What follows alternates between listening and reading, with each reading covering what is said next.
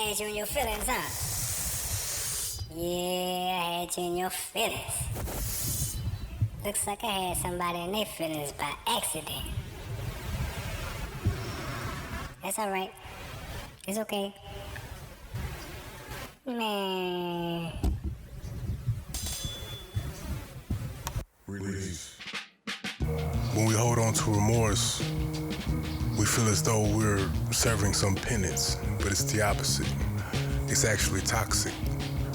If you believe because you've done something wrong in the past that nothing better can come into your life because of that action you took that was wrong, the one that you are mourning over, you can't see what's in front of you. And God may be calling you to something better. It's difficult because those of us with conscience, who are conscientious of our mistakes, we feel a certain way about our past actions and we regret them, or we feel hurt for the person that we wronged, which is normal. But we also have to learn to forgive ourselves and not repeat the same actions over and over. So what we're doing by holding on to remorse is saying that we know more than the Most High. We're just saying that we want to be in this energy of punishment that's not healthy and it's not helping. Actually, we're blocking our own blessings, and that's not fair. It's not fair to us, and it's not fair to the people that we will encounter in the future. Imagine you meet somebody. This could be somebody you could love or a new friend, platonic. And they're genuinely good people who want to do right by you, you know, and be of service in some kind of way. They may even be sent to you to help you heal from past hurts. And they deserve love too. And they may be sent to you by the divine because it's an odd balance.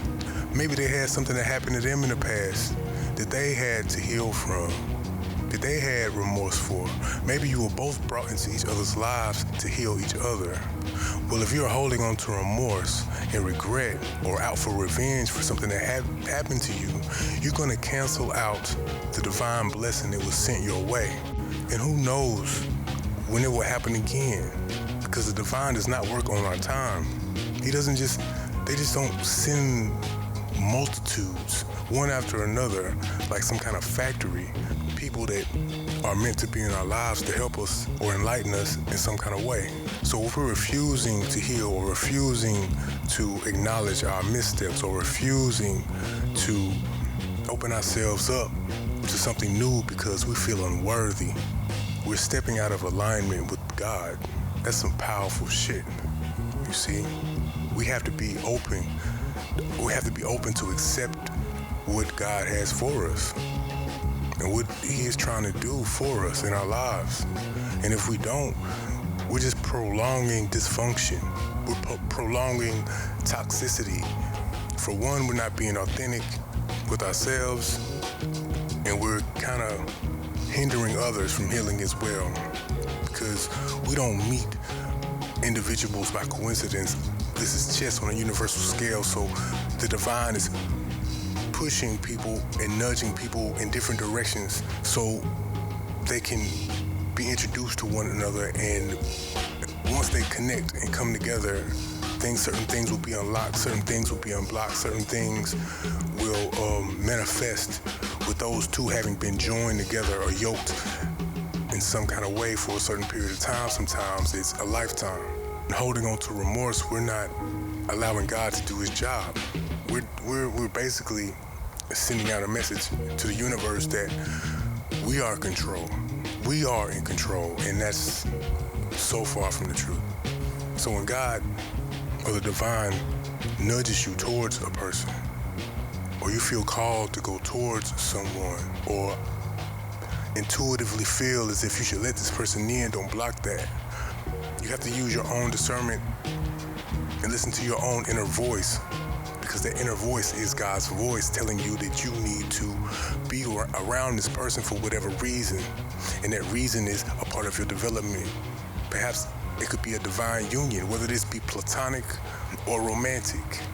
And there may be ups and downs. Let's bring reality right on up in this. But until you receive guidance from the divine that it's time to let that go, you hold on strong and be steady and do right by it. And you need to release that remorse and those toxic patterns. You need to give yourself the benefit of the doubt. Granted, you have learned the lessons, and don't be afraid to mess up.